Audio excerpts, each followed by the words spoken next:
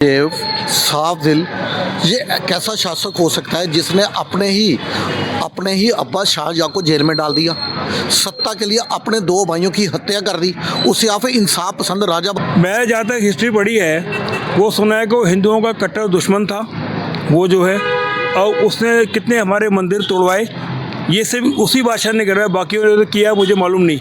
लेकिन औरंगज़ेब ने जो है बहुत ज़्यादा हमारे नुकसान किया हिंदुओं का, और हिंदुओं का कट्टर दुश्मन था वो। यहाँ तक कि गुरु गोविंद सिंह के जो बच्चे थे उनको उसे जिंदा दीवार पे चुनवा दिया था। इंसाफ पसंद क्या है, कुछ नहीं था वो, बहुत ज़्यादा क्रूर व्यक्ति था वो। अगर हिस्ट्री उठा के देखें तो बहुत क्रूर था वो।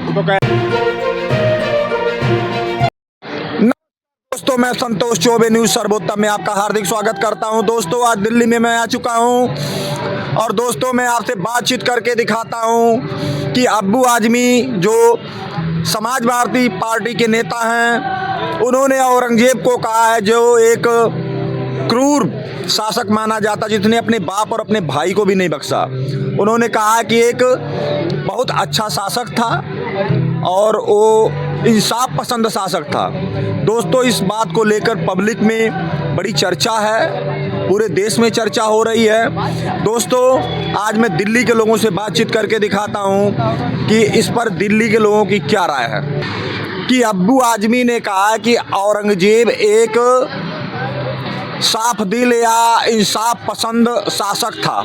क्या इस पर आप सहमत हैं? पूरे देश में रोष है, इस पर आप क्या कहना चाहेंगे? देखिए, औरंगजेब साफ दिल, ये कैसा शासक हो सकता है जिसने अपने ही अब्बा शाहजहाँ को जेल में डाल दिया, सत्ता के लिए अपने दो भाइयों की हत्या कर दी, उसे आप इंसाफ पसंद राजा बता रहे हो, तो ये आपकी भूल है। और इनके बयान को इंडोर्स करने का काम जो लोग कर रहे हैं, देखो अब्बू आजमी के बयान से ये भी पता चला कि अब्बू आजमी के बयान को समर्थक देने वाले और औरंगजेब को अपना आदर्श मानने वाले और भी बहुत सारे लोग हैं जो बाबरों को अपना अब्बा मानते हैं। देखो, मुझे बताइए, ये जो अखिलेश यादव हैं, इन्होंने ट्वीट किया कि अगर कोई ये सोचता है कि निलंबन करने से किसी की सोच को बदला जा सकता है तो ये उसका बचपना है। इस तरह से सोचना गलत है। आप किसी की सोच को रोक नहीं सकते, किसी की सच के ऊपर लगाम नहीं लगा सकते। इस तरह के बयान तो अखिलेश यादव दे रहे हैं। जब इस तरह के बयान आए, उसके बाद मैंने देखा अब्बू आजमी ने बाद में ये भी बोल दिया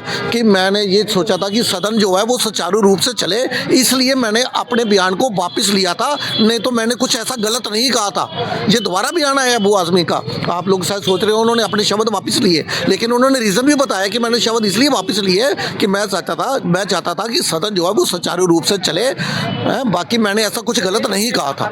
और इनके बयान को इंडोर्स कैसे कैसे नेता कर रहे हैं, मैं देख रहा था राशिद अल्वी भी इनके बयान के समर्थन कर रहे हैं। वो इमरान मसूद जो हैं वो कह रहे हैं कि औरंगजेब के समय में ही भारत अखंड भारत बना था।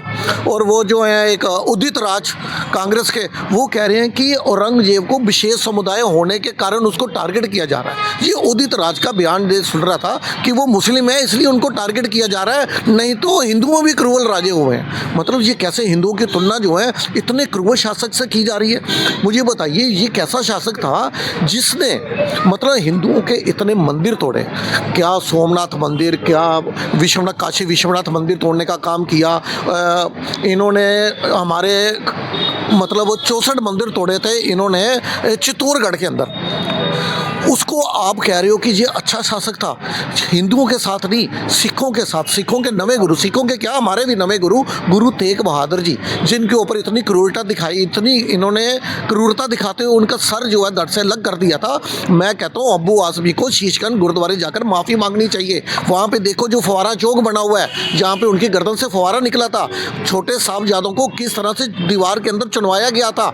मैं कहता हूँ पंजाब में या दिल्ली में बैठे जो सिख समुदाय के लोग हैं, उन्हीं दफ़ा तो कांग्रेस को आईना दिखाना चाहिए सिखों को। पंजाब में अभी चुनाव है ना, सब सिखों को एकजुट होकर कांग्रेस को कहना चाहिए, जहाँ तो आप माफ़ी मांगो। उदित राज या राशिद अल्वी, जो कांग्रेस के नेताओं ने इनके अब्बू आजमी के बयान को इंडोर्स करने का काम किया है, वो सभी नेता शीशगंज गुरुद्वारे जाएं, वहाँ पे माफ़ी मांगे, उसके बाद ही फिर कांग्रेस उनको वोट देने की सोचे अगर चाहते हैं। देखो कांग्रेस, देखो मैं ये मानता हूँ, देखो ये जो राजनीतिकरण इसका जो कर रहे हैं ना अखिलेश यादव ने, जो बयान दिया सोच समझ कर दिया, क्योंकि ये माय कम्बिनेशन वाली पार्टी है। मुलायम सिंह यादव क्या कहते थे, मेरे पास माय कम्बिनेशन है, मुस्लिम यादव कम्बिनेशन है, लेकिन उन्हें मालूम होना चाहिए कि जो यादव हैं वो भी हिंदू ही हैं, तो वो भी इनके इस अबू आज़मी के बयान को जो है वो सही नहीं मानेंगे। कौन मुझे बताइए, औरंगजेब जिन्होंने देखो महाराष्ट्र के लोग जो है ना वो छत्रपति शिवाजी को भगवान मानते हैं, संभाजी को भगवान मानते हैं, जिसने संभाजी की इतनी क्रूर तरीके से हत्या की, इतनी प्रकार की यातनाएं दी, क्या महाराष्ट्र के लोग जो हैं वो इन्हें माफ़ कर देंगे? नहीं करेंगे। और जो भी नेता जो हैं इनके बयान के साथ खड़े हैं, उन्हें देख लेना, हिंदू क्या सिख क्या सब चुनाव के अंदर सबके सिखाएंगे।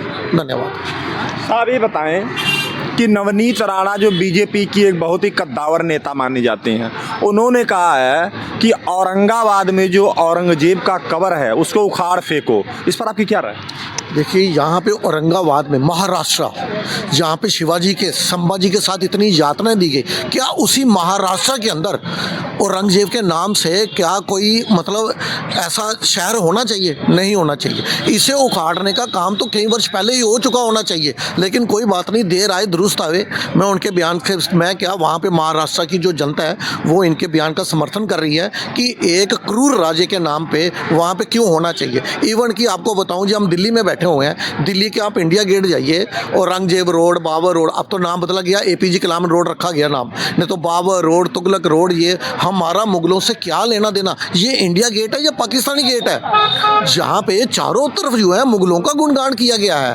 अब जनता जो है इस प्रकार की जो देशभक्ति की जो पिक्चरें आ रही हैं, जो हमारे सही इतिहास के साथ हमें अवगत करा रही हैं, उससे युवा वर्ग जो है वो जागृत हो रहा है और इसका विरोध भी कर रहा है। ये जो संभाजी फिल्म आई है, जो छावा मूवी आई है, हर एक व्यक्ति को देखना चाहिए और देखे कि हमारा असली इतिहास क्या था, हमारे असली इतिहास को किस प्रकार से हमसे छुपाया गया। और इस प्रकार की और भी पिक्चरें आनी चाहिए। और मैं ये भी कहता हूँ सरकार को इस पिक्चर का जो है वो टैक्स फ्री कर देना चाहिए, ताकि ज़्यादा से ज़्यादा लोग इसको देख सकें। सर, आपका गुड नेम? अंकित अग्रवाल। अंकित साहब, ये बताएं कि अबू आज़मी जो समाजवादी पार्टी के नेता हैं, वो कहें कि औरंगजेब एक इंसाफ पसंद बादशाह था। इस पर आपकी क्या राय है? क्या वाकई में ऐसा था? इंसाफ पसंद क्या है, कुछ नहीं था, वो बहुत ज़्यादा क्रूर व्यक्ति था। वो अगर हिस्ट्री उठा के देखें तो बहुत क्रूर था वो। तो कह रहे हैं कि वो तो बड़ा महान ही, वो तो कह रहे हैं इंसाफ पसंद था, उसने जो काम किया बहुत अच्छा, कि मतलब उसकी महानता के लिए तो उन्होंने कहा कि इंसाफ पसंद। क्या कहेंगे आप? अबू आज़मी जी ने हिस्ट्री नहीं पढ़ी, अगर हिस्ट्री पढ़ी होती तो पता चलता था कितना क्रूर था। मुगल से सारे ही क्रूर थे ना। अच्छा, ये बताइए कि सर, आपका गुड नेम? राकेश शर्मा। शर्मा साहब, ये बताएं कि अबू आज़मी जी जो सपा के नेता हैं, उन्होंने कहा कि औरंगजेब एक इंसाफ पसंद बादशाह था। क्या आपको लग रहा है कुछ ऐसा औरंगजेब में क्वालिटी थी? मैं जहाँ तक हिस्ट्री पढ़ी है वो सुना है कि वो हिंदुओं का कट्टर दुश्मन था वो जो है, और उसने कितने हमारे मंदिर तोड़वाए, ये सिर्फ उसी बादशाह ने करा है, बाकी उन्होंने किया मुझे मालूम नहीं। लेकिन औरंगज़ेब ने जो है बहुत ज़्यादा हमारे नुकसान किया हिंदुओं का, और हिंदुओं का कट्टर दुश्मन था वो। यहाँ तक कि गुरु गोविंद सिंह के जो बच्चे थे उनको उसे ज़िंदा दीवार पे चुनवा दिया था। मतलब आप देखिए कि तेग बहादुर जी को भी उसने, हाँ, गुरु तेग बहादुर को भी उनका गला कटवा दिया, सर कटवा दिया, जिसका शीशगंज आज गुरुद्वारा आज भी उस जगह फाउंटेन बना हुआ है, उसी जगह चांदनी चौक में उसी जगह उनकी गर्दन काटी गई थी।